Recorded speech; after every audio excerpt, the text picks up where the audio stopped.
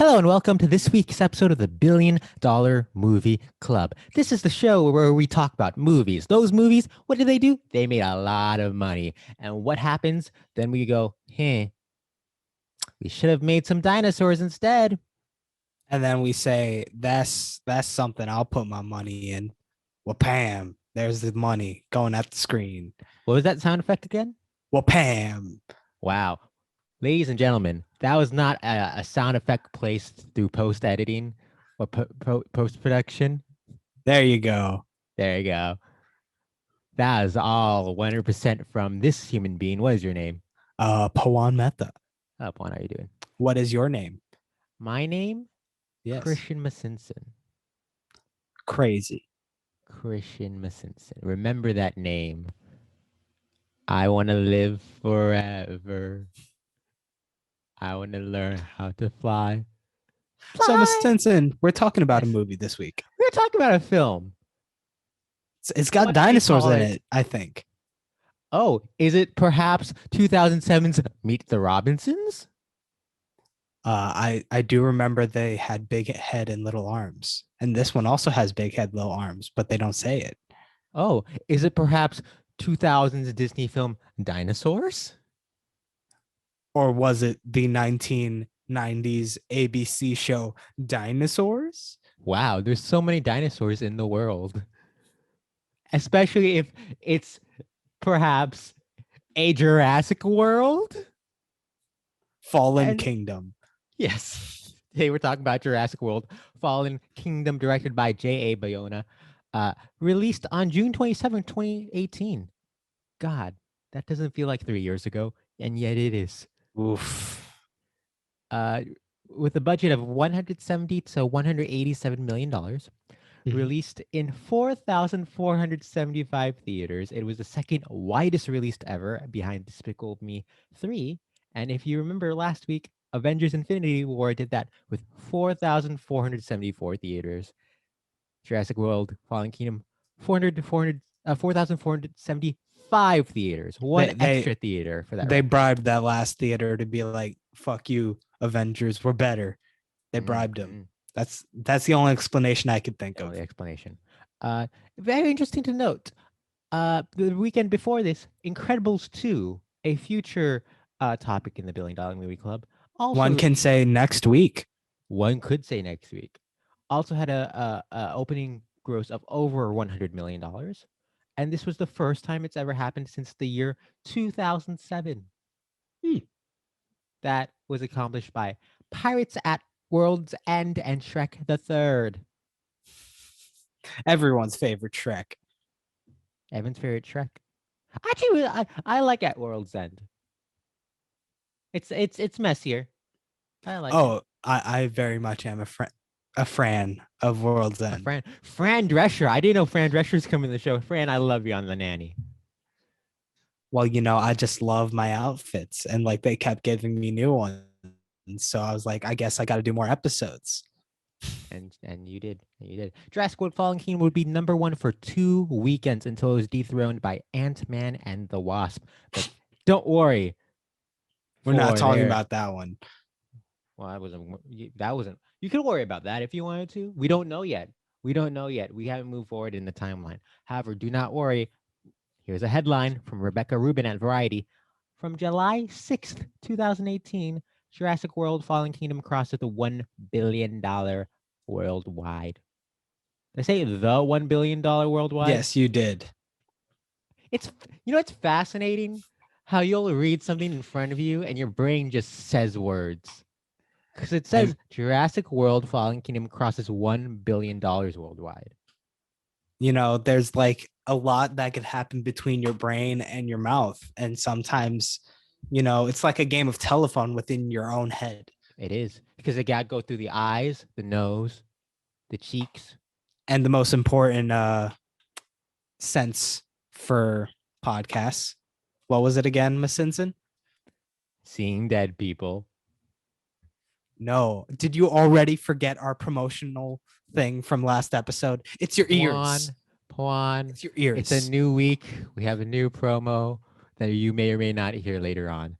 Jurassic World Fallen Kingdom would go on to gross $417 million domestically and 1.308 billion worldwide. At the time, it was the 23rd highest grossing domestic and 12th worldwide. Currently sits at number 29 domestic and 15th worldwide. Now, Pawad, Mhm. this is the part of the show where I ask, Pawad, what happens in this movie? And Yes. usually, it's a little fun little setup to figure out, let's see how Pawad will summarize this movie this week. You want to do it this week or what's going No, on? this week it's a genuine question. What happens in this movie? Okay. So we start off with people concerned about the dinosaurs on this island because the volcano's going to go blam. But like they know it's going to go blam. And everyone's like, oh, but we don't want the dinosaurs among us. Let's keep them over there. And maybe it's okay if they all die. But then our intrepid heroes from the first Jurassic World are like, no, no, no. Dinosaurs should live.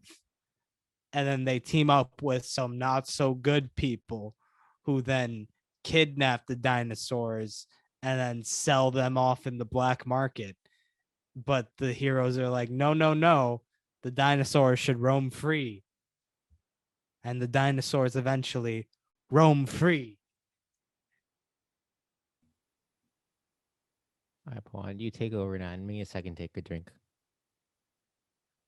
So one thing that happened while I was watching this movie is I was taking down notes as I do once in a while. Sure. And when they first introduced this young girl having a missing mother and she doesn't know who she is, I was like, you know what? This might be a good idea for a fix that I could put in the movie. But you know what? The movie was more clever than I gave it credit for. And it guessed my fix and followed through on it. So far, I can't say that any other film has done that. So Pawan watches this movie before I do and texts me, hey, I had an idea for a fix, but then the movie did it.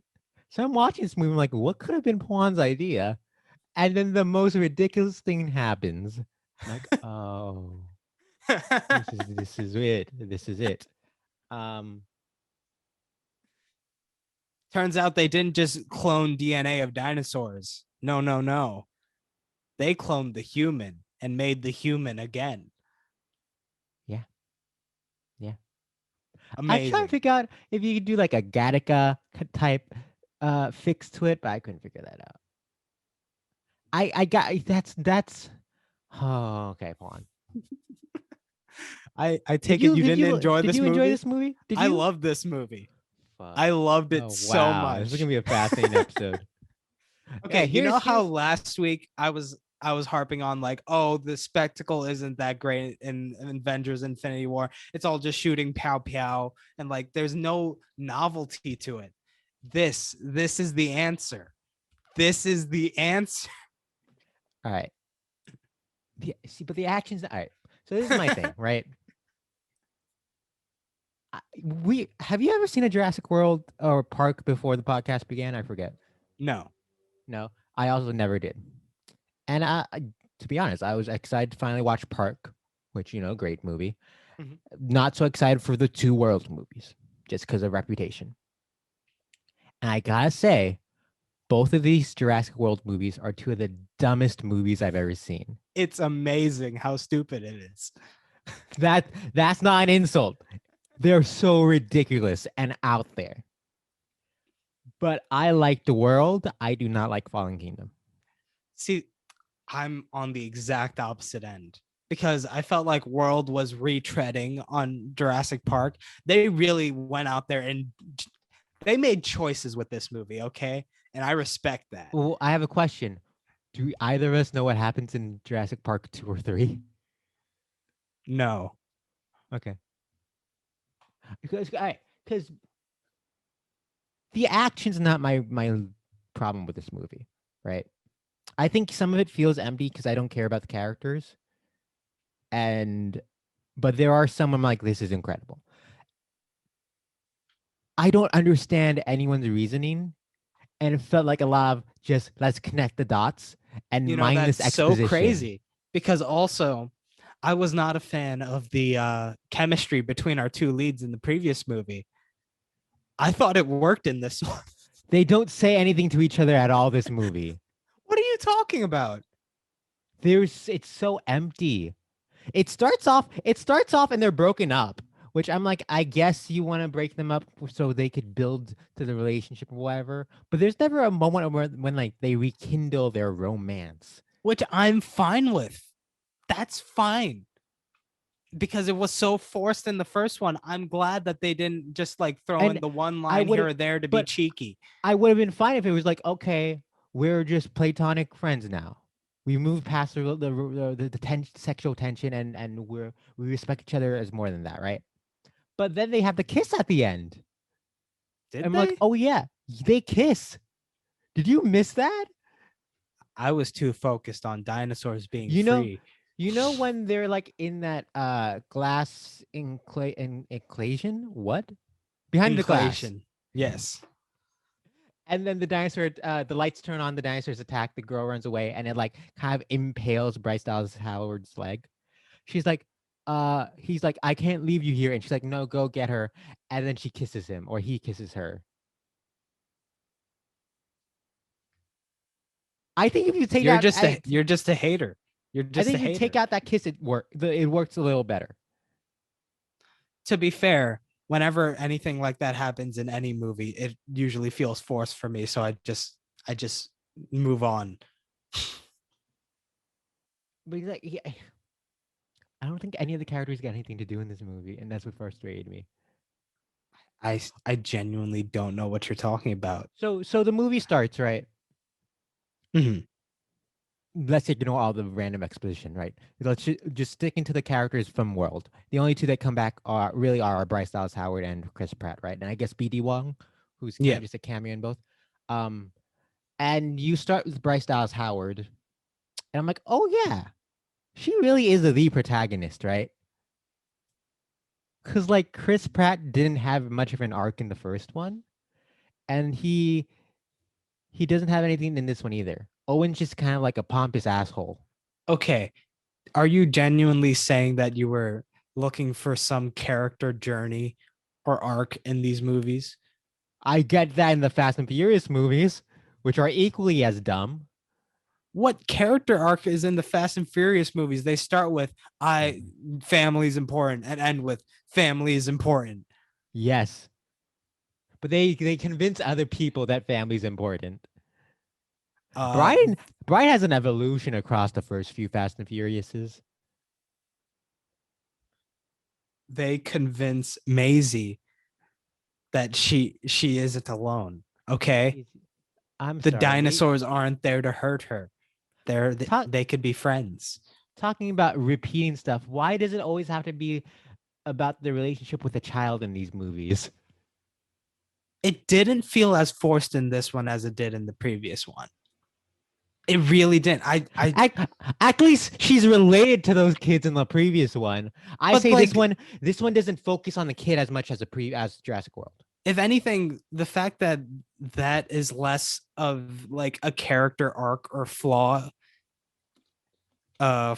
for her in this movie, I think is a major plus. For, Because for in Bryce Dallas Howard. Jurassic, yeah, in Jurassic World, she was full girl boss mode where she's like, I don't need emotions, I have work. Oh, I do appreciate that it's not about her trying to figure out if she could be a mother or whatever the fuck you want to do. But like, what was her arc in this movie? Oh, I'm gonna let the dinosaurs die, and then let's completely go kill any sort of change in the character by having the little girl do it. That's her arc, okay? That's Maisie. Well, She's getting her own autonomy in that moment. Throughout this entire movie, she I was just hiding in oh, corners and being like, I can't do much. I just have to escape. And then in that moment, she's like, I made the choice. This isn't just about me anymore. I need to help these dinosaurs. why is she a clone? This movie has a lot of cool ideas that are just tossed out there. Which I'm fine with. because Right. they could build on a good amount of them for the next one, which I'm very hyped to go see. I'm going to see that one in theaters. I'm kind of tempted to now because I'm invested. It does feel a bit like this was setting everything up for the next one to me. One thing I will say is that the plotting of this feels really weird Yes. in the sense that what you think would be the main like set piece moment happens 30 minutes into the movie. The volcano, right? Yeah. Well, it's all set up around the volcano. And then it's just like, oh yeah, that's it. And then it pivots to be about the ridiculously evil villains. I mean, it makes sense why they'd want to sell dinosaurs on the black market, and that's a cool idea. I do think that the script could have somehow like swapped the order of events, and that probably would have been a more compelling like narrative arc. But they tried it, man, and I'm happy they did. So they wanted to sell them on the black market so that they could be used as weapons, right? Yes. Because I was like, this reminds me of something. And I realized that's exactly what D'Onofrio wanted to do in the first one, right? I guess they were just like fulfilling that need. Industrialization, But mega corporations. in regards to the structure of it, right? It is very odd that it starts off so big and then turns into a little more of an intimate thing, right? Right. And that I feel like when you look at the two previous movies we've looked at for the Jurassic franchise, right? It starts smaller and then grows and grows and grows by the end. They add more and more dinosaurs. So it's interesting to see them focuses on one super strong dino. Yes. Sure, sure. I feel like maybe that's because they probably had feedback on the previous movie that's like they hyped up this huge water-based dinosaur and just brought him out for like 2 seconds. Maybe people were like, we need more of the special dinosaur. So they were like, we're gonna give you more of the special dinosaur. I think it's less reactionary and more, hey, we have a cool idea. Again, I Which think that this could is work just too. yeah. I'm not saying that as a bad thing, but it is odd. Another thing I will say is that the first time Maisie was when she was locked in her room and went around to like go into the living room or whatever hallway, and she went outside and scaled the building and stuff like that, I was reminded a lot of Uncharted 4. And there's like a section of that where you play as young Drake scaling through this mansion, which looked eerily similar to this one. And it got me thinking, did the writers and like the people who made this movie play Uncharted 4, play through that section and think, you know what would make this better? Dinosaurs. What year And was they just Uncharted ran 4? with it. What year was Uncharted? 2016? Yes. Not impossible. I And doubt you know it, but it's what? not impossible. They weren't wrong. That did make that better, because I have not seen anything like this before. Have you? There is novelty, even though it is a much smaller scope. Novelty in what? And the dinosaurs just rampaging through just like this estate.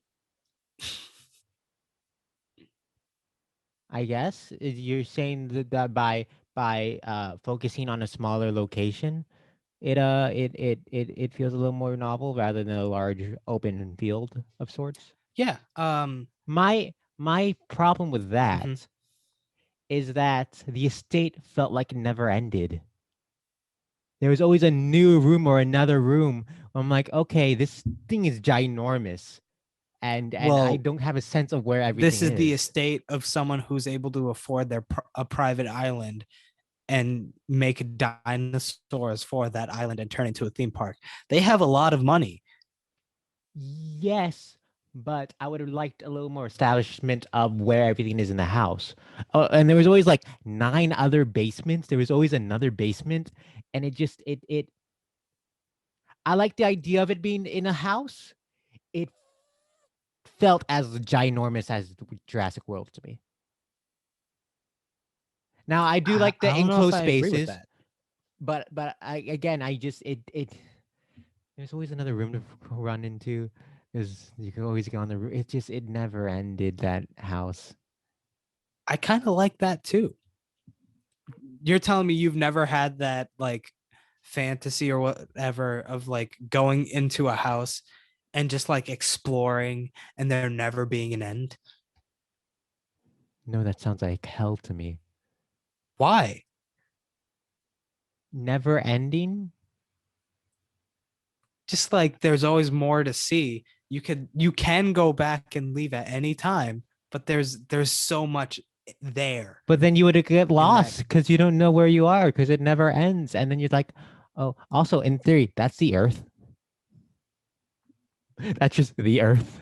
Yeah, but like take the earth and make it small and In make the it so grand that scheme of things, the Earth is small. you could go and walk it. Just walk it. One, that this image you painted gives me anxiety. There's I don't too know why. much. I don't know why. There's too much. It never ends. And there's oh. There weren't that many rooms actually. There was like 3 sub basements, which they had on the elevator, and there was only like 2 or 3 big rooms above ground. It felt ginormous to me. That's all I can say. I never felt like I was getting stuck in a place because there's always another door you could run through or a hiding spot. I mean, this house is also a dinosaur museum Yeah, and also a place that keeps dinosaurs in prisons yeah. and also a place that has an auction room.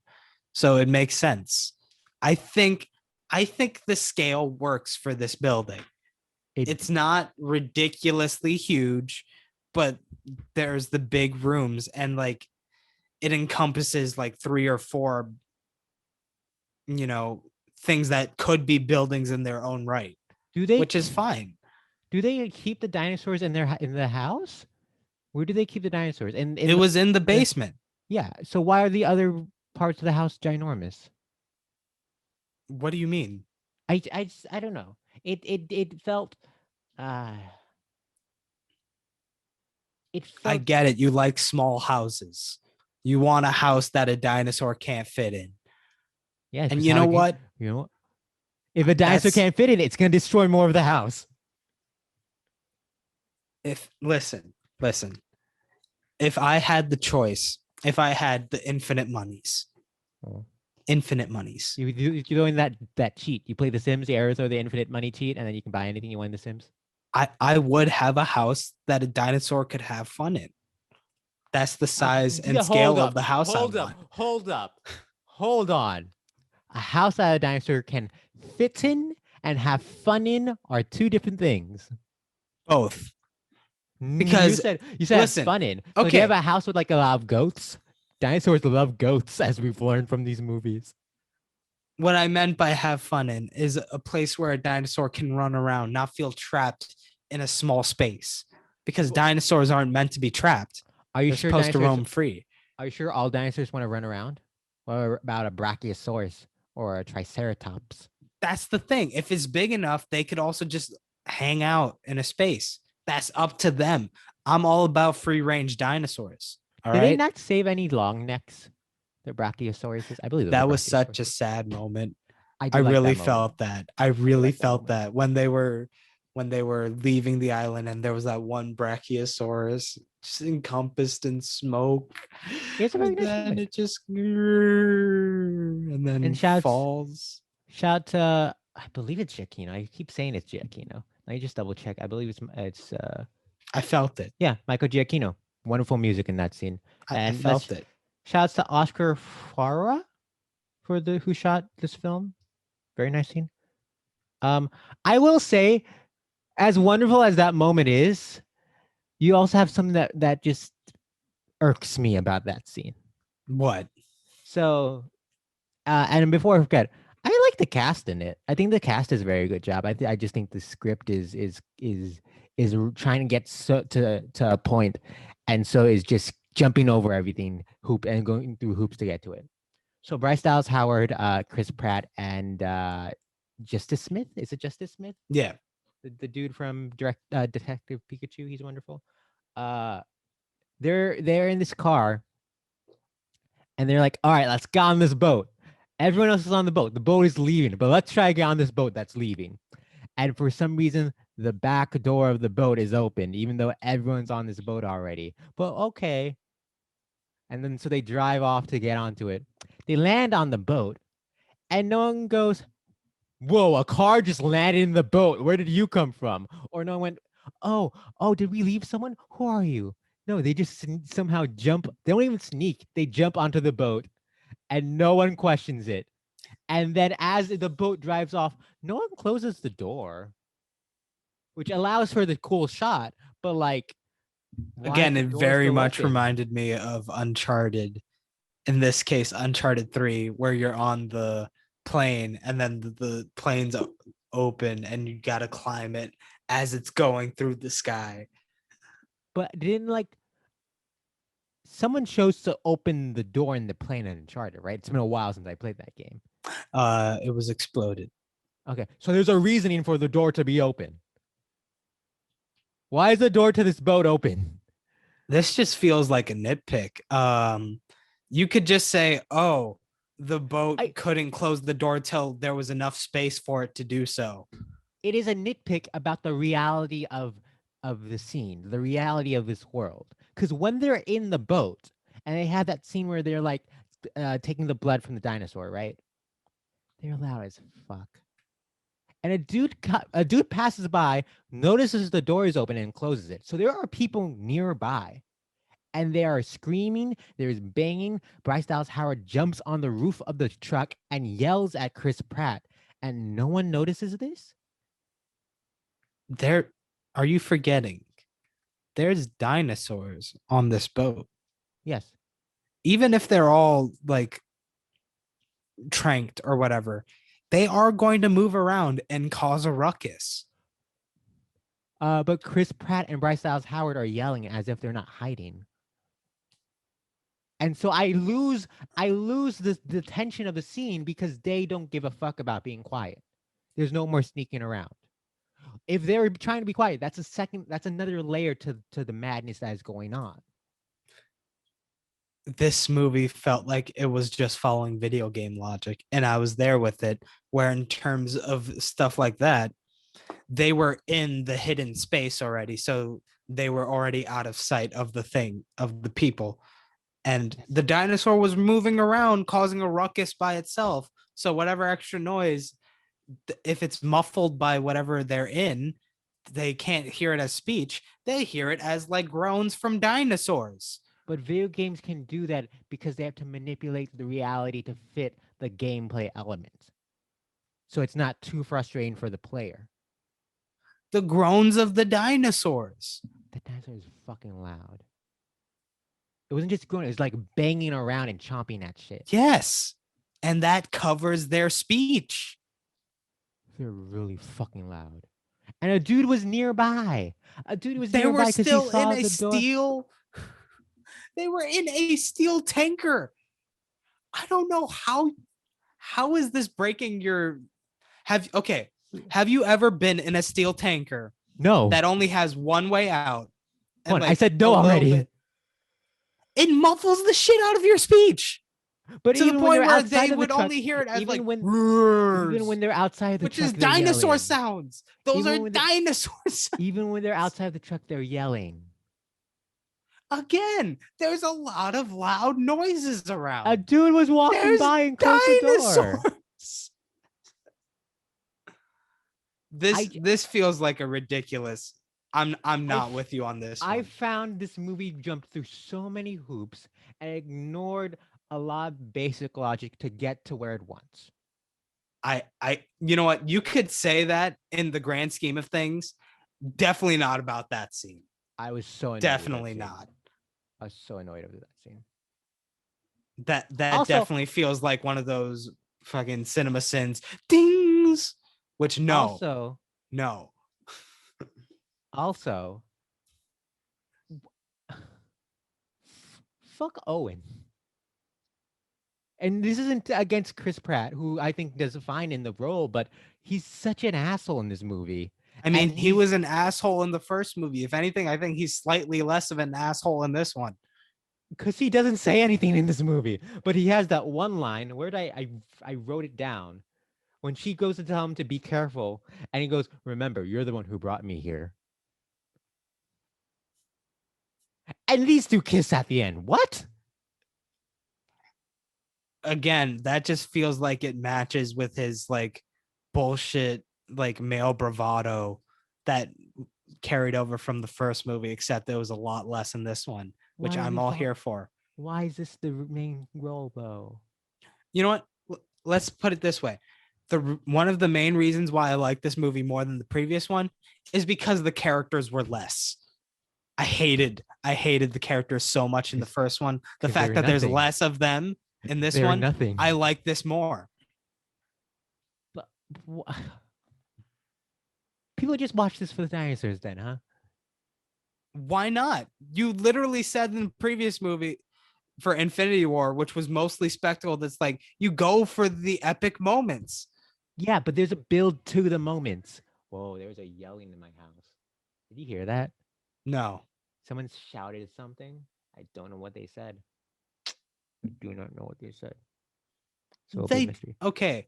There's Sure, a build it's to not the set moments up in with Infinity War. character development, but they do set up the set pieces pretty well in terms of like setting up stakes of like what's around, what the things that might get in their way are, and stuff like that. Give me an example. Okay, so when they're escaping the big special dinosaur this time in the atrium where all the dinosaur bones and stuff are. Oh, in the inclusion. Yes, in the inclusion. They turn off the lights. Yes. And they're like, we need this off so that the thing can't see us. So that sets up its own piece that they go about their sneaking, which when the other people turn it back on, you know why it's a problem. Okay. There's many moments like that in this movie. They do that in all the other Jurassic movies. Yes, which works, except this time there's no pesky human bullshit in my way. Put some respect on the names of Laura Dern, Sam Jackson, Wayne Knight, and all the other people in the first Jurassic Park. Well, I'm more comparing this to Jurassic World than Jurassic Park. Put some respect on Judy Greer's name. Judy Greer, one of the national treasures. What did she do in that movie? She's like, I don't know. Okay, I'm going to give you to your aunt, and then I'm going to take you from your aunt. Quite a performance there. I'd argue that's more the script than the performance. Again, put some respect on the name Judy Greer and the dude who's Dave Wallace in The Office, a name I always forget. I'd argue that's more of the character, the way it's written, than Judy Greer. And I don't like that you disrespect Judy Greer. I just this movie's so empty. It's so empty. And like the villains aren't even fun.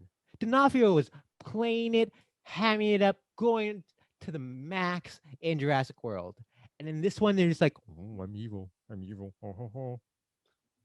I like the dude that's like, I'm here for the Foundation, but you know what? I'm a jaded man now. I'm not an idealist. I need to make money. Okay. Speaking of which, Mills, yes. Speaking of which, the one thing that did kind of take me out of the experience, they have these dinosaurs, beings that have been extinct for eras. They're selling them for $4 million each. What depends on the Only dinosaur? $4 million. It depends. So my question, I thought you would go what I was questioning. All right. How long has this black market for dinosaurs been going on? How often can they steal dinosaurs from this island and sell which is them? why it's ridiculous that it's so small in terms of money. Yeah. Like only 4 million. Bro, you could go to the museum and be like, I want that painting, and they'll be like 4 million. People I just think don't respect the okay, scientists. okay. Controversial take incoming. I think dinosaurs might be worth more than a recovered Basquiat painting. I like that you said I'm nitpicking when I'm questioning, the reality of the scene and the piece. I'm not saying this made me hate the movie. I just found this funny Okay. because there was also the moment there was the moment when they were like showcasing the new dinosaur, and then people were like started bidding on it, and then I think one of the guys says 25 millions. Did he add an S? Was it He millions? did. He That's added an wonderful. S. That's when they bring out the prototype for the first time, right? Yeah. That's fine. I put 25 millions. Hey, there are 25 millions, yes. I think he's just fixing the English language, which is broken, and we need to fix. That just brought joy because this part of this again does feel like when you have lines like that and some of the out there plot points, like Maisie being a clone of herself, it really felt like a 10-year-old, right? Oh no. Oh no, they froze. Okay, we're gonna take a break and try to figure out what happened there. And while we take this break, here's an ad read. Hey there, intrepid listener slash viewer slash enjoyer of the $1 Billion Movie Club podcast. Do you know quarters? Quarters? What are quarters? Quarters are 1/4 of a dollar. Wow. That is by Like, US currency and probably by other currencies. Quarter is a fourth of something. That's what that means. Yes. wow. So these money items, do they have Yes. like fun things on them? Sometimes you could get a quarter that doesn't have a eagle bird on it, but rather a state thingy-mabobber on it. My God. Like maybe one of these? Yeah, you could also get booklets of said thing that includes Wow. places to put your states That's inside the thing. incredible. That's incredible. Puan, the state quarter series. What part of no don't you understand? That might be a handy summary of the treatment of many years of requests by collectors for new designs on the circulating coins of the United States. By law, the Treasury Secretary has the authority to change the design on any coin that has been used for 25 years. That's the law. In practice, the Treasury Secretary can't move a little finger without congressional approval. It was in this environment in the mid 1990s that the concept of a series of 50 state quarters was introduced. It received remarkably favorable treatment in Congress. In fact, the Congress said, yes. And this Wow. is how our US constitutional government works to get us some special quarters. This is what they're made to do. This is their only job. Quarters. Thank you, quarters. Now back to the episode. And we're back. Wow. I love quarters. Just like how Puan loves this movie, I guess. I Puan, love you were it in the so middle of much. of something until we had some problems. What is it? So when this movie has lines like 25 millions and quotes like not quotes, but plot points like Maisie is a clone of herself for no other reason than it can do that. It really feels like a 10-year-old just throwing things at the wall. And I love it. And it also has that like young person mind frame when it comes to how much things are worth because they're like 4 million, that's a lot of dollars. Speaking of a 10-year-old throwing ideas at the screen, uh, Bayona takes over directing from Colin Trevorrow, who did the previous one, right? Right. Trevorrow did co-write this with Derek Connolly. They do a lot of their movies together. Derek Connolly also has a screenplay by credit on Monster Trucks, which was conceived by like a 10-year-old. Again, it shines through, and I'm here for it. Listen, if you want to make a big spectacle movie like this that appeals to all audiences, go young. Just go like have the fun mindset of a child. Be like, I want explosion here, and it's gonna be this big, and it's like In, pew pew pew. but in that regard, I have two things. One, make less than the first Jurassic World. I mean, sure, because it falls into the same camp of, you know, the Star Wars in terms of everyone was hyped when the first one came back around, but now that you're setting it up as a sequential thing, the hype has dies down a little bit. So why is it that MCU can do it?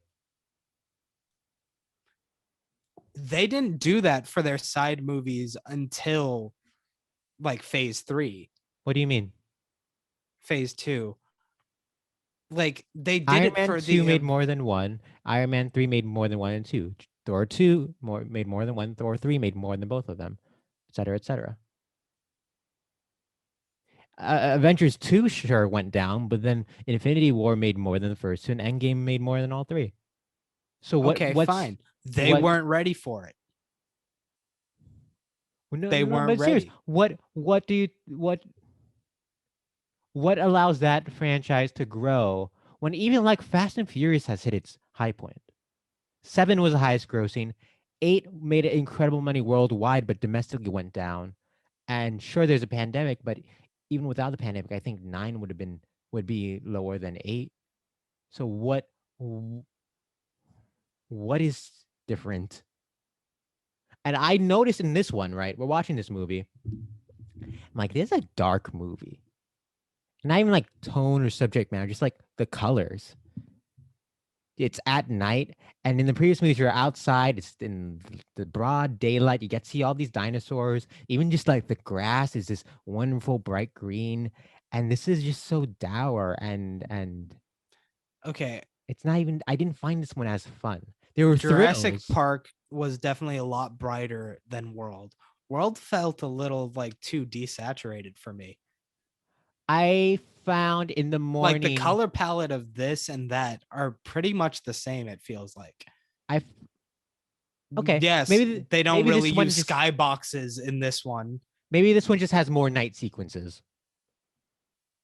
They're not outside as much in this one, Yeah, sure. But the color palette feels the same. that's fair. That's fair.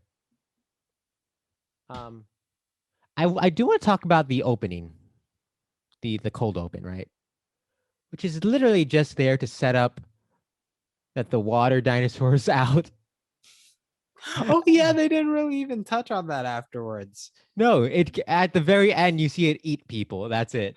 That I was cackling to myself in that scene where they were like the dinosaurs are all free, and then there was the surfers, and then it comes out from the waves. I was enjoying myself a little too much at that. It was so fun.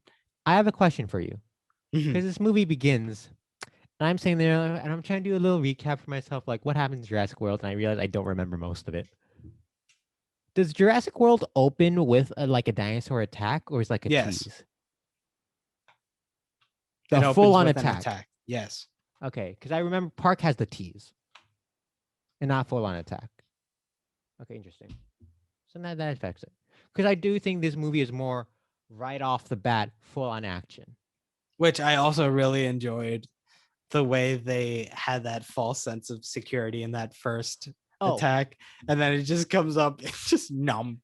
that's I told that he was gonna fall and drop, but no, it fucking jumps and snaps him. But I'm gonna say the scariest thing in this movie is not the dinosaurs, but ladders. I genuinely love how the people that were on the plane in that moment were just like, well, I guess he's gone. Let's move What else could on. they do? What else could they... But hold on. There are 2 ladders in this movie that are very evil. They toss him down the ladder as they fly on the helicopter. He grabs on, starts climbing, and then the dinosaur chomps on it and tries to yank them down. That's one. Number two, later on in the movie, Justice Smith and Bryce Dallas Howard are climbing up a ladder, and then it falls down and drops Justice Smith. Ladders are evil. That's the other thing. I really did enjoy the inclusion of like both Justice Smith's character and Zia. I very much enjoyed them. Like, yo, dinosaur blood transfusion. I wouldn't have thought of that. And I'm so happy someone else did because it's cool to see that. But that's not the character. That's just an idea for the script. Sure, but like the character ends up facilitating that. Okay, I don't see in this movie, I see the characters more as what they are doing. Which is so empty to me. Not every movie needs internal life. This is all about external threats, Miss Simpson. But you can have both. I like this movie better than the previous one because there's no stupid internal life that's really bad. Because the first one, it was really bad. But I like how batshit crazy the first one gets. There's a fucking invisible dinosaur. An invisible dinosaur, and then a T-Rex is eaten by like a whale dinosaur. There's a dinosaur blood transfusion. I'm surprised that's what's amazing you. Because it's something I wouldn't have thought of. And like, I'm like, damn, they went there. They did that. It's such a minor thing. There's like a reverse nitpick. There's like nitpicking something that you enjoyed in it. Okay, so we talked for a bit in the episode aired. Okay. That sometimes the most unique moments are the ones that end up being the smallest. Wait, I have a question. Which episode was that? War of the Worlds, where we talked about how the basement and like how that being the third act was like a really cool thing. But this was episode 0. It was kind of our pilot for the listeners. But that was driven by the characters and the moment and the relationships and the sense of security they had within the small space then being invaded. This one, Blue was invaded. What the fuck is Blue? You don't remember Blue? I do. But they're like, Blue is the second most intelligent creature on the planet, maybe. It's like, how? Because empathy. No other animal empathizes with anyone else. Because no other animal. No other animal. No. In Jurassic World, no other animal has empathy to that level. All right. And I'm here for that. Sucks. Blue fucking sucks and is randomly stronger than everything else. Come on. Blue randomly is able to kill stuff. Yeah. And you know what? Blue's amazing. Sheer will? Because Blue's got that instinct. Blue knows what's up. Blue learns and grows. Yes. Now, either seriously or jokingly, I'll accept either. Please explain to me how Blue grows. Okay. So at the beginning, we have the trust between Blue and Chris. Are we talking beginning of the Jurassic Worlds or this Jurassic World? In this one specifically. But then the trust gets violated. So Blue's got to figure out closely what is there for me to do. And Blue realizes that even though there may be people to help me, I need to be able to fend for myself as well. Did Blue ever lose trust in Chris Pratt? For a split second there, yes. When?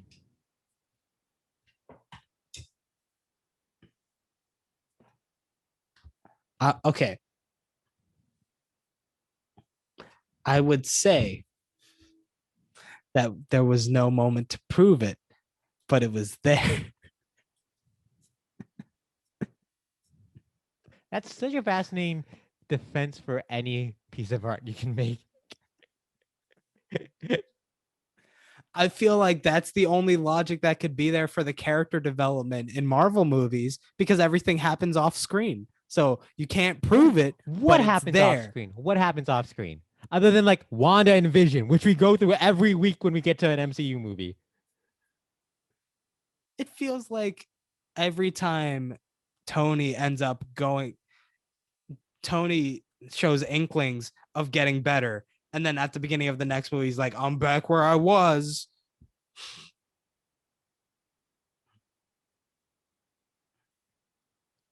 There's they We'll don't get into this explain what endgame. happens We'll in get the this in the interim. endgame. We'll get this in the endgame. How about the fact that you could get better from PTSD, but it could still affect you and come back later on, and paranoia can come back. No. You know what? No. I'm calling bullshit on that. They just didn't know what to do with Tony after Iron Man 3. So they just pretended that movie didn't happen.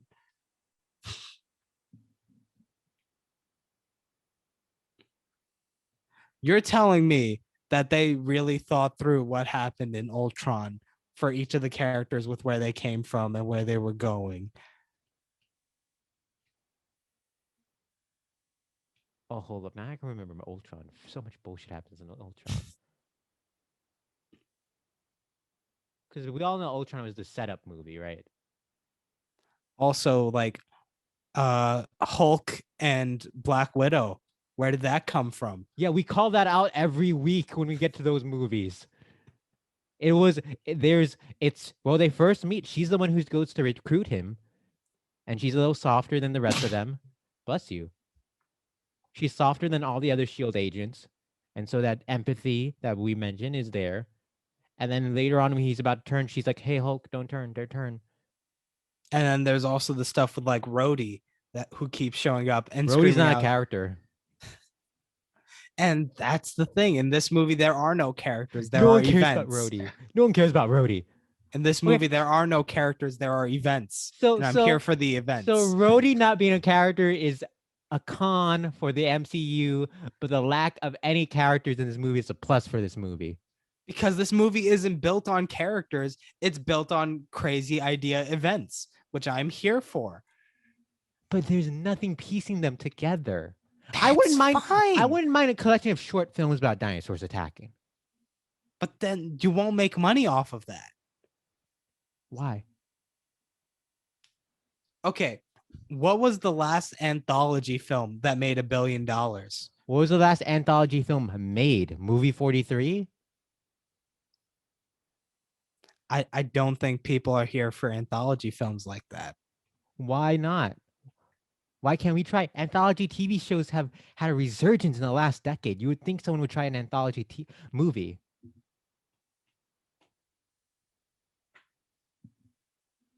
You know how Hollywood is. They're not ready for it. They're not ready. It just because like Chris Pratt is on all the posters of these movies, right?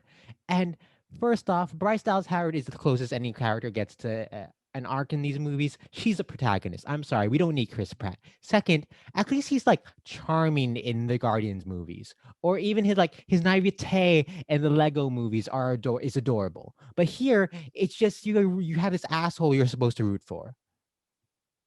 Yeah, that was there in the first movie too, except in this Yeah, one it's less. it's a problem in both of them. Again, I like this. but you The get spectacle less of was it here. And you're angry that you get but less of the still, asshole. Is but that what I'm still, hearing? I don't think it was less. There are fewer instances of the same amount of assholeness. Which And makes it better. does it? Does it? If it takes up less of the actual runtime and it is It's not as prevalent, how is that not better? its presence there still bothers me. Yes, if there were if there are 5 flies in my room, I'm pissed off. If there's only one left, I'm still pissed off.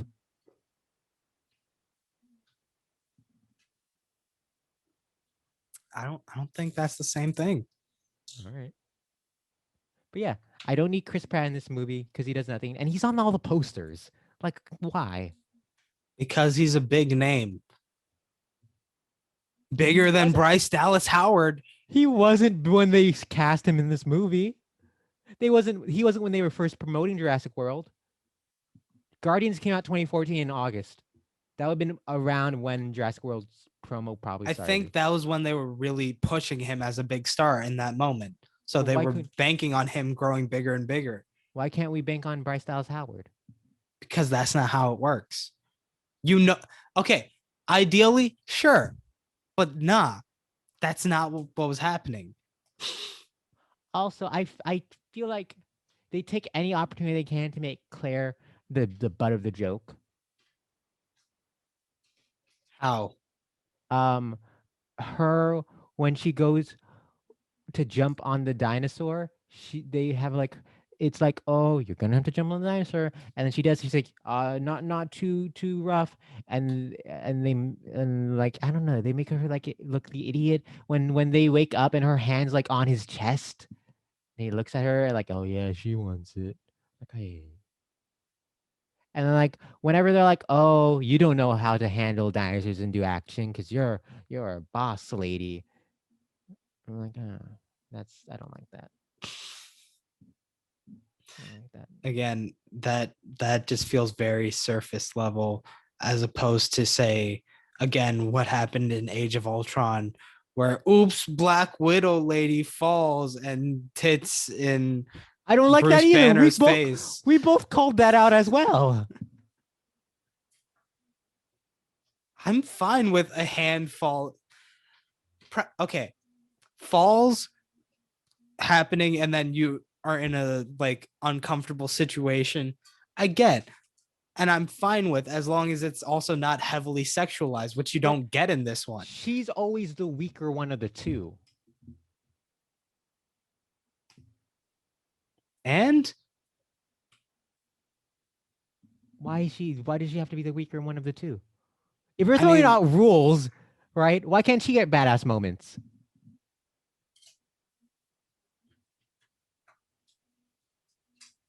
If characters don't mean anything to this movie, right? Why can't she save the day? Why does the little girl always hug Chris Pratt and not Bryce Dallas Howard? She never met Chris Pratt except for like a video. She saw Bryce Dallas Howard in person that when Bryce first comes to the mansion. yeah, and who was Bryce talking to in that moment? And who was she making a deal with? I generally do not remember. She was making a deal with the person who literally locked her in a room.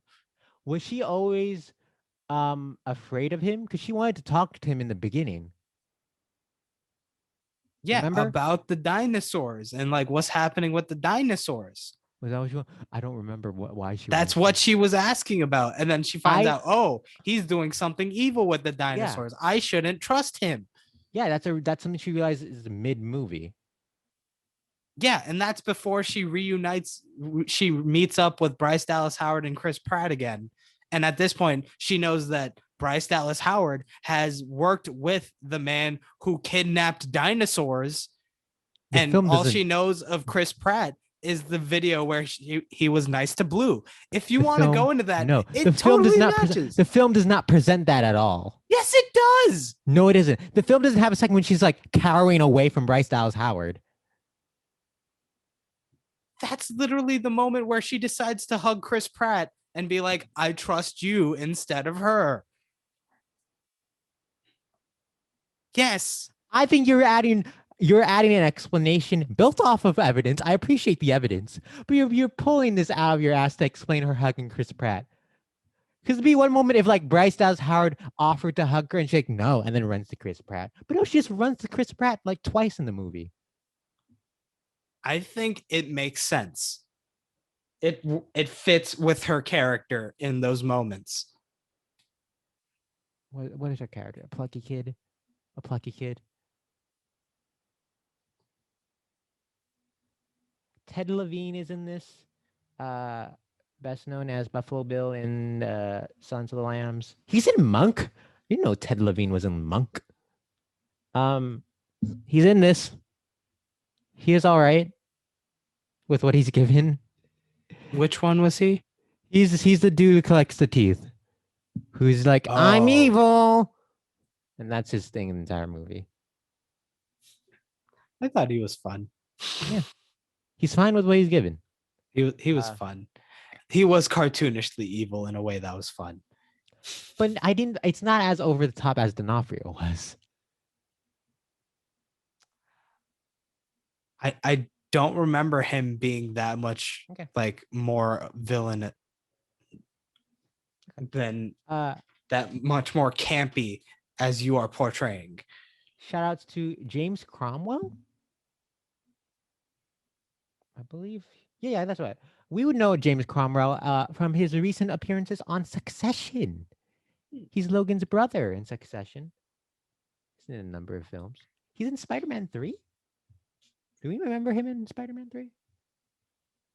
Who was he? I don't know. Like the character name. I'm looking up. Oh, we have 2 Spider-Man 3 alums in this then.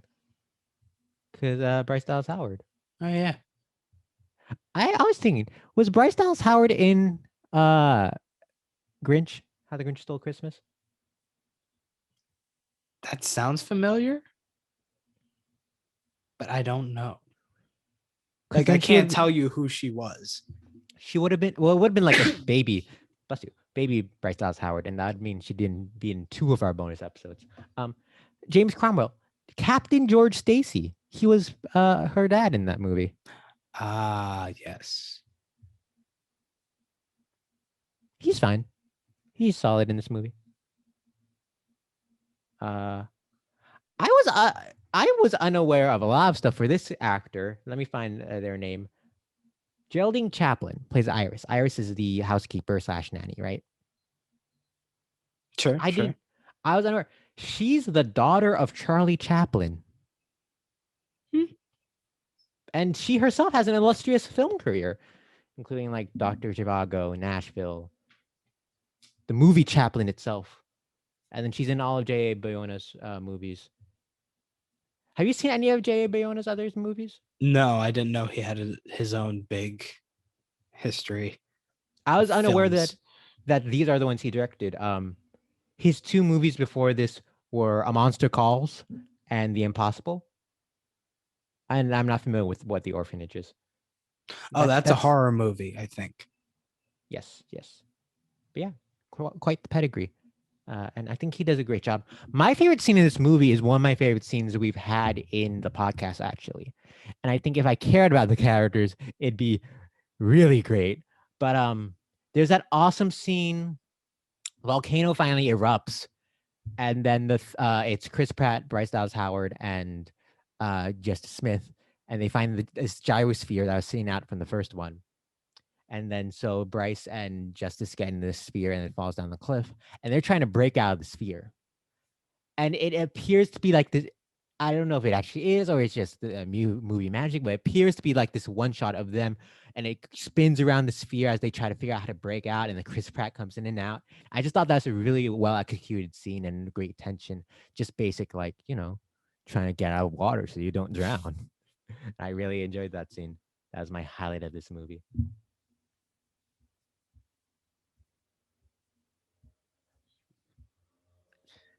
There was one moment that was pretty badass from Bryce Dallas Howard. What? Where she utilizes the gun for the dinosaur. But she just shoots it a bunch, right? Nah. She sicks it on Chris Pratt.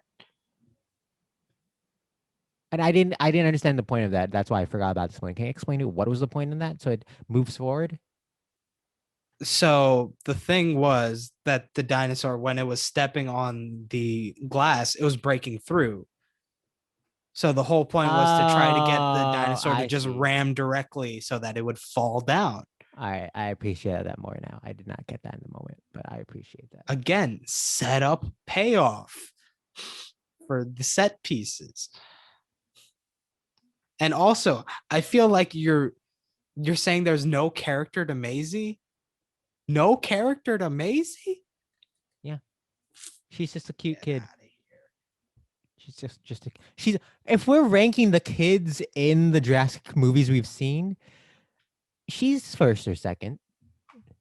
It's a conversation between her and then the two kids from Park, but that doesn't mean much when we both hated the kids in the world so much.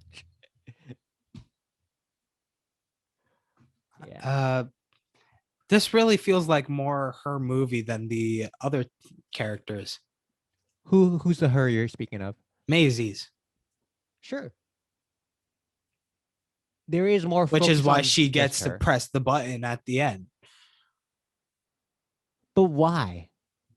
What do you mean why? But so the whole question of this movie, right? The question this Okay. movie's presenting is, do dinosaurs, should we kill them, or do they have a right to live among the humans? And Bryce Dallas Howard is like, yeah, they should live. And by the end, she's like, no, they're horrible. We can't control them. We had to kill them. And then the kid comes and presses the button and releases them. Why? What does that do with the initial question? Well, okay. The question is slightly more nuanced, slightly different than that, in that Okay. this is more about, well, we brought them in and they're not like natural, quote unquote, or whatever. So should they continue to exist outside of this space that we have for them and be part of the overall world? Sure. So in that sort of thing, Maisie is also something that, quote unquote, was just human engineered. Sure. And by extension, she's like, this question also pertains to me. So I want to be free. Okay. Okay, that works. That makes sense. It really, if this isn't evident enough in the podcast, when you don't like a movie, you're not there for any of its bullshit. So Yeah. maybe I was just unreceptive to anything by the end, but that makes sense. That makes sense. Yeah. There's one moment I really fucking love Which one? when Bryce Dallas Howard and Justice Smith are climbing up when this like dinosaur comes in and tries to attack them in the lab. Also, the way the setup of that scene, amazing. I love how there's like the lava, the line of lava as like a bit of a space between them. It creates that Okay. line, and then the thing's trying to push through, and there's like the moments where they got to go around. It's I like it. I like forgot it. about the lava element of that, but that's sure. They can't reach the ladder. And Bryce Dallas Howard turns her head and shouts, which with arguably the most acting ever seen in any movie, she shouts, "Chair!" and points at the chair. Okay, I love that moment. now since that's what you love, I really need you to go see Venom. I need you to see Venom. I was sold on Venom. I'm just not dying to see it. I will see it No. by the time Venom Trust 2 me, comes out. if you really love that, you need to see Venom. I'll see it by the time Venom 2 comes out. All right. I can't let there be carnage if I don't have the Venom in the first place. Because there is very much a similar moment, which is like sold perfectly in that movie too. I'm very sad. I was looking it up to see if anyone else mentions that line, and there's no like screen cap of her saying chair. And I think that's just a wonderful moment. Oh, that's funny. Funny, funny. All right. I think that ends our discussion. Yeah, I think Jeff Goldblum, he's in this movie. He raises the question, the important question, which is the overall.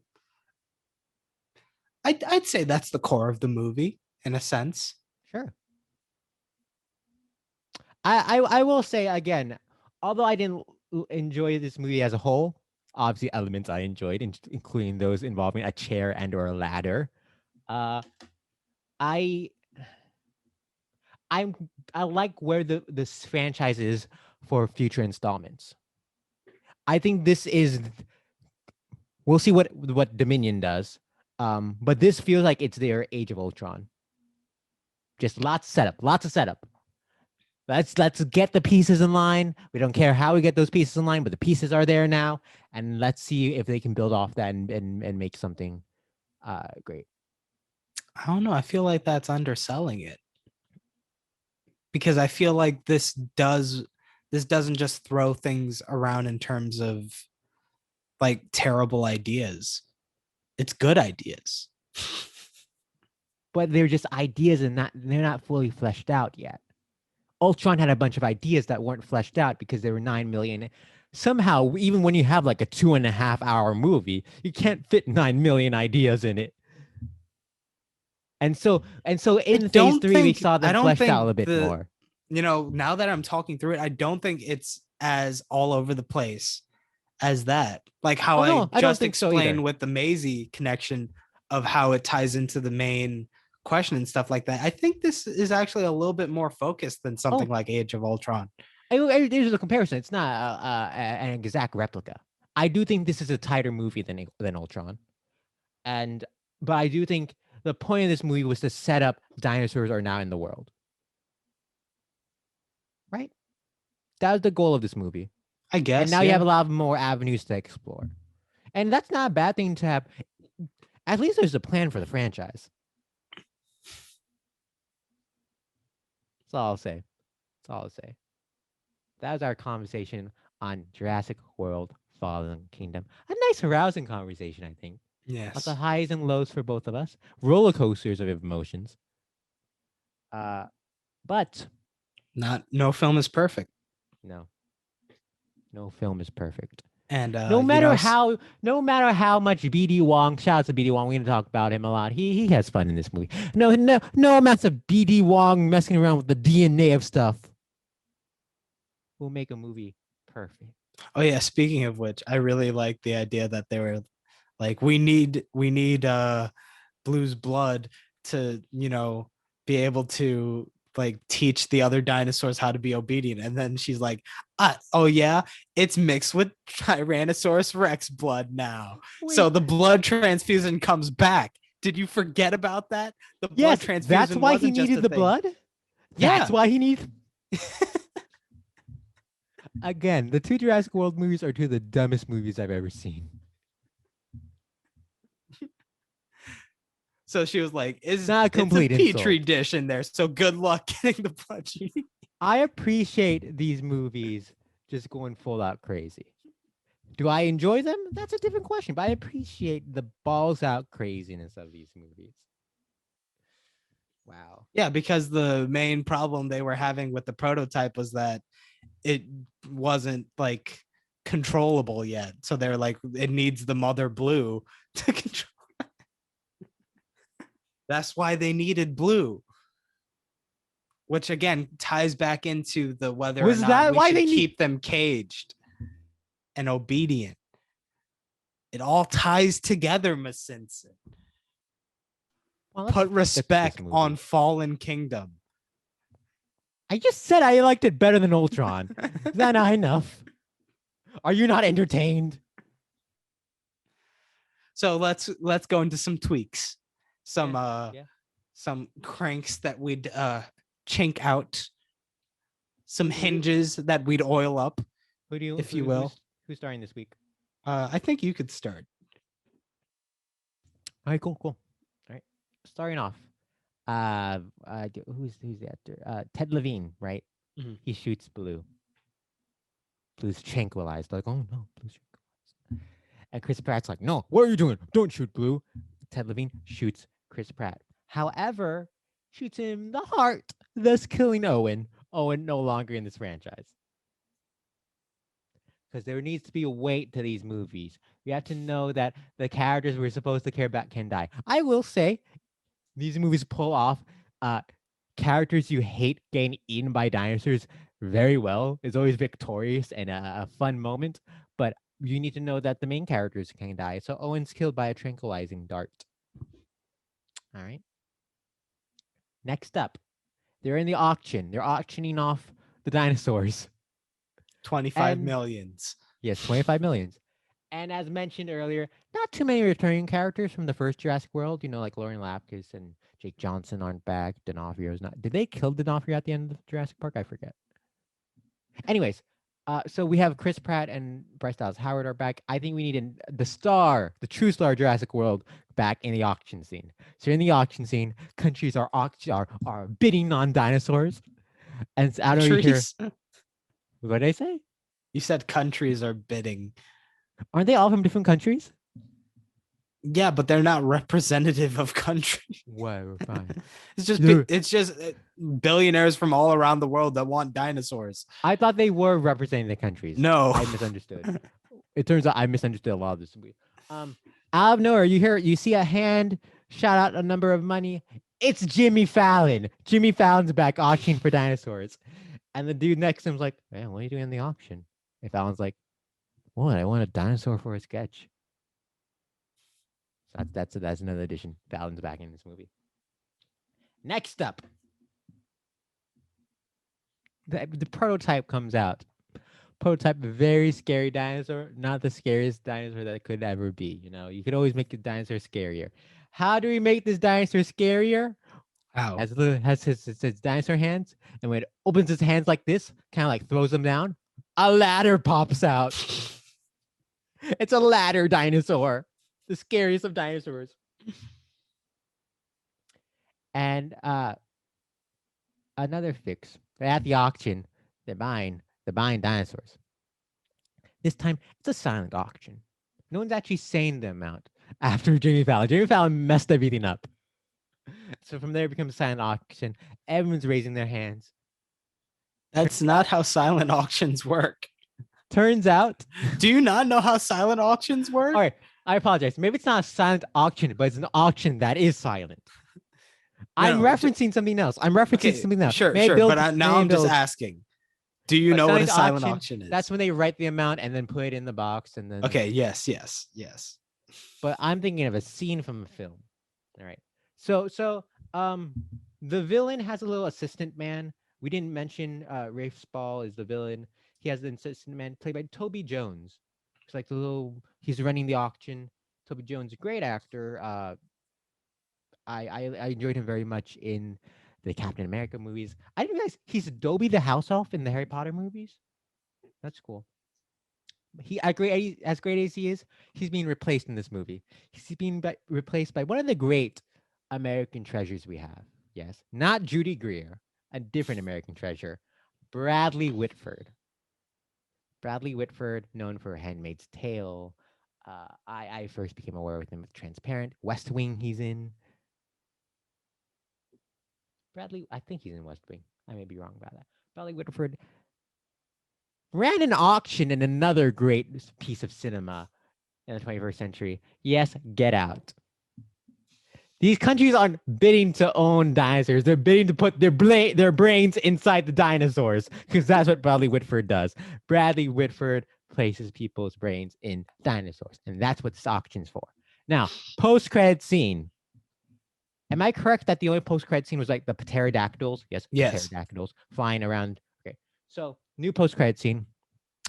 Because Chris Pratt's dead. Remember, I killed Chris Pratt. Yes. Bryce Dallas Howard still has, is it Macy? Yeah, Maisie. She still has Maisie. And she's like, I don't know if I can raise this child. And Maisie's like, I have a solution. So they drive back to the mansion. And they find Blue there. Blue's still there.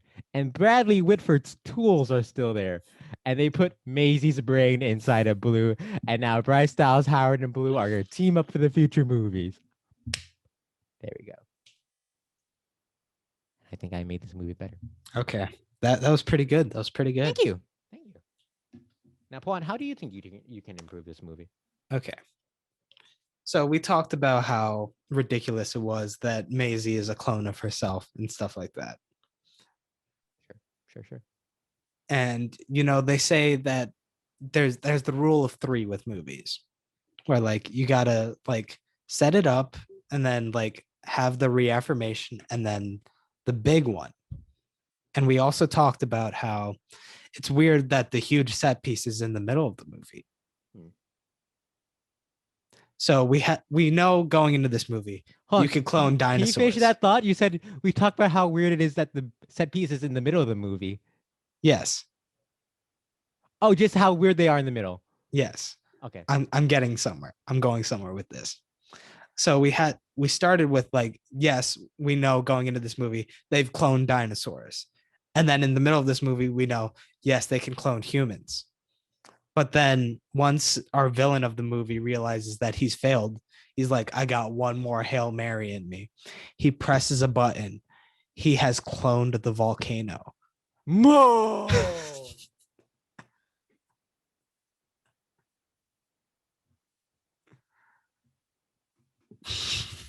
That's it. That's it for the podcast. Thank you. It's been 35 weeks. We were so close to the end, but we had to end there. So now Wow. you have the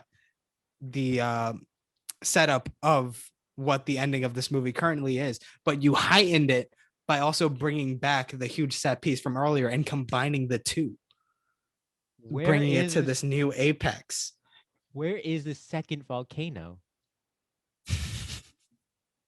Okay, so the house, it splits apart, My God. and then from inside comes up a volcano from the fourth sub basement. How big is the sub basement? How big is the fourth sub basement? Is it as big as 1, 2, and 3 combined? It's big enough to fit the entire volcano in it underneath the third sub basement. Wow. But the thing is that the elevator didn't go down there because this was a hidden thing, even from everyone else in the building. Huh. Wow. That's incredible. And my other fix. So like we also said, you know what, this sets up the future movies really nicely in terms of like the dinosaurs are out in the open. But you know what? I don't think that's enough. So in the final scene, in the end credit scene, we have the pterodactyls swooping around like Las Vegas and whatever. So what I want is we're going to retcon some things. There's when the pterodactyls are flying around, because of their wings or whatever, they blow a newspaper in front of the camera. And you know what the date is on the newspaper? Whoa. Summer 2012.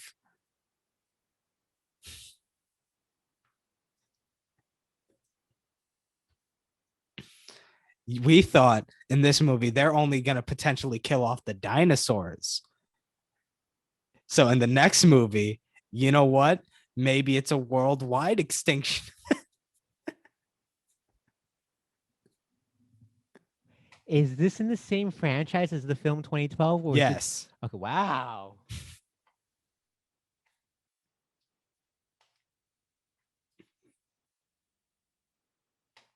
I believe I have improved upon this movie that I already, as you can tell, having listened to the podcast, admit that I love. I couldn't. That's a lot. That's a lot. I could not handle that. So those are my fixes. I think I wanted to end the podcast when you said clone volcano, but no, you come out punching with a 1-2 punch. My God. Well done, Pawan. Thank you. Well Thank you. done. We'll find out next year, I think, if that happens in Jurassic World Dominion. Yeah, I doubt they're gonna retcon the year and then Fine. pull a 2012. Two things. One, do they just ignore Jurassic Parks 2 and 3, Lost World and Jurassic Park? I mean, we haven't seen it, so we don't know if they actually use anything. But are you from aware? Are you aware if that's the case, or it. I think they use them. okay? Like they don't just retcon those out. And number two, I did want to shout one awesome scene when the auctioneer is running from the dinosaur and goes in the elevator and he thinks he's safe. when the dinosaur just turns and its tail smacks the keypad and it opens. It opens. That's a great scene. That's a great scene. Okay, not the worst movie on that we've watched.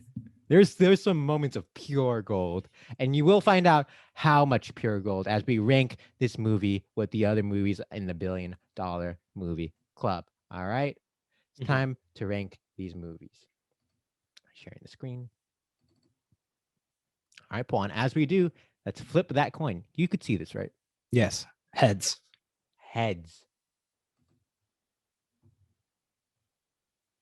Fuck. Tails. Oh no. What was last week's movie? Last week's was Infinity War. Ah, yes. Miss Simpson, do you like this movie better or worse than Infinity War? Sorry, Pawan, horse. Do you like this movie better or worse than Zootopia?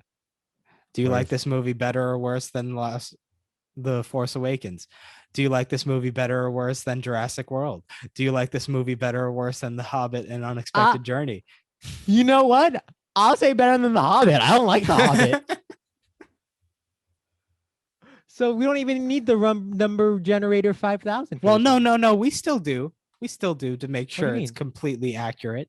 Okay, I apologize. I counted. Don't my get ahead of chickens before they yourself. Hatched. I apologize. All right. Yeah, you so, counted your chickens before they roosted.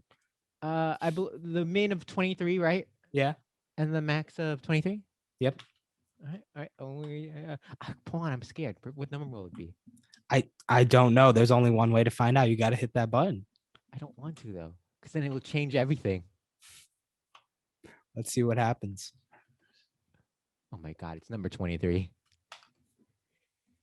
Jurassic World. Oh, that's cool. It's in the top 50%, Yeah. which some of my favorites aren't. Let's recap this list.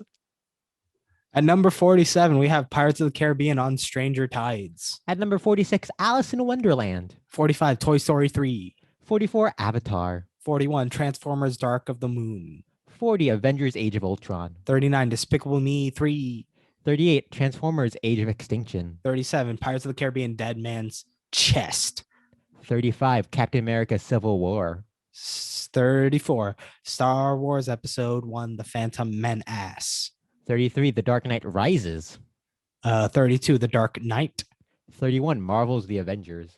30, Mini-Ons.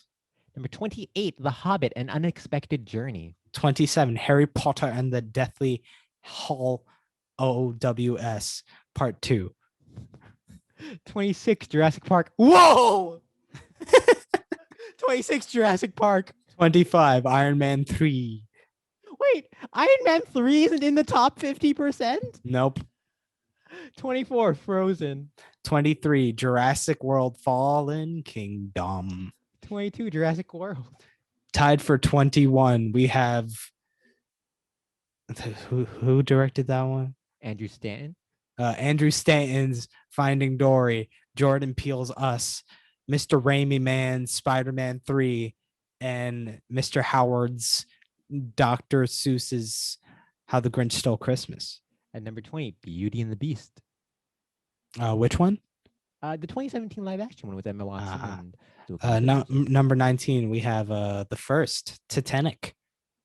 Compared to the sequel, Titanic 2. Number 13, Star Wars, The Force Awakens. Number 11, Zootopia. Number 9, Black Panther. Number 8, Avengers Infinity War. Is Rogue One a Star Wars story really number 7? Yeah, you put it there. Number 6, Fate. Number 5, Star Wars Episode 5, The Last Jedi. 5. Oh, so number 5, Star Wars Yeah, Episode 8. I The see Last what you Jedi. did there. I see what you did there. Number 3, Lord of the Rings, Return of the King. Number 2, Furious 7. Number 1, Skyfall. Science surprises me every week. I'll be honest, I was expecting you to put it a lot lower. Not where I would have put it, but I'm not that unhappy about it. Oh, I thought I was going to be lower too. And then I saw The Hobbit. I was like, I don't like The Hobbit. I mean, I could have said another movie, but I didn't. Yeah. Because you we chose did play around with that before. You chose the right answer for this happen because that's science. Because I know you hated The Hobbit. I don't think did I hate it? Well, I it feels disliked like it. you were very, very, very much dissatisfied with your time spent with that. In retrospect, I don't remember anything about it except for the Gollum. Is it Bilbo scene? Right. Yeah. I like that. But I don't remember much about it. Yeah, you know what I do remember? That this was an episode of the $1 Billion Movie Club. Thank you for joining us each and every week. Follow us on Instagram and Facebooks and Twitters now. We're on all of those. Just search a $1 Billion Movie Club, except on Twitter. Twitter can't fit the entire name, so we're at Bill Doll Movies.